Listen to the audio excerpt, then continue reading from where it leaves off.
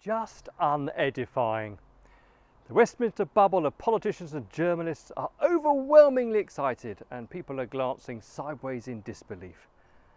Dominic Cummings, the sacked Prime Minister's close advisor, seems very angry about the end of his political role. He's living and breathing revenge against his perceived enemies who, I have to say, don't seem to be rising to his bait. Dominic Cummings' comments, they drip with poison and resentment. Each action is served up with hatred. They say that revenge is a dish best served cold. This is a whole banquet.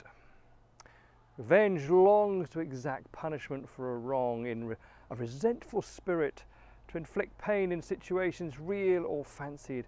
It's a powerful human response to bring down our enemies and cause havoc to those who have hurt us.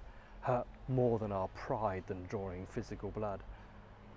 Watching from afar, we are probably thinking, we don't really care at squabbling playground antics. We can't forget that both sides are in the room making decisions, and neither side has covered themselves with glory, whether it's wrong decisions about PPE or driving to Barnard Castle. The Bible has lots to say of stories about revenge. I can count a dozen examples. None of the avengers come out looking good. God does not like revenge. If we all take an eye for an eye, we'll soon be blind enough, as Gandhi said. In fact, St. Paul reminds us that revenge is not for us to work out.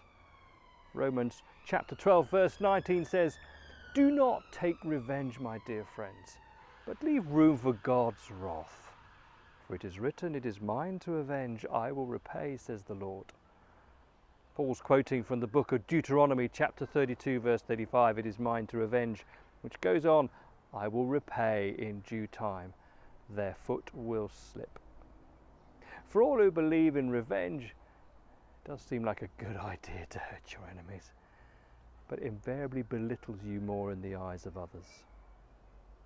St. Peter approached Jesus with a question, Matthew chapter 18 verse 21. "Lord, how many times shall I forgive my brother or sister who sins against me? Up to 7 times? Jesus replied, "Not 7 times, but 77 times. Rising above and leaving behind. Indeed, leaving to God is, to quote Hamlet's to be or not to be speech, by far the best approach to the slings and arrows of outrageous fortune.